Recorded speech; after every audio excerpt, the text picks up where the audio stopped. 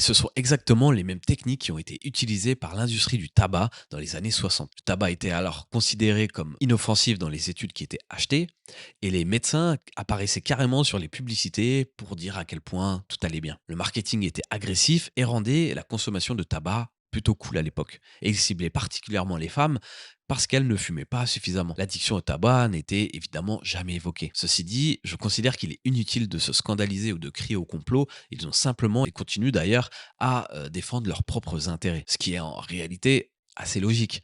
Alors c'est malhonnête, certes, mais c'est aussi comme ça que le monde fonctionne. Ce que je veux que vous reteniez avec ça, c'est que vous aussi, vous devez défendre vos propres intérêts, que ce soit pour votre santé ou votre bien-être. Parce que malheureusement, personne ne le fera pour vous. Mais le pire avec cette histoire, c'est que pendant des décennies, on a promu des régimes pauvres en graisse, des produits light, c'est-à-dire 100 grammes mais bourrés de sucre, ainsi que des aliments ultra transformés vendus comme étant sains pour la santé, alors qu'ils contiennent une quantité d'ingrédients et de sucres cachés qui sont phénoménales. Tout cela a largement contribué à la crise d'obésité que l'on connaît dans les pays occidentaux, même si évidemment le sucre n'est pas l'unique problème.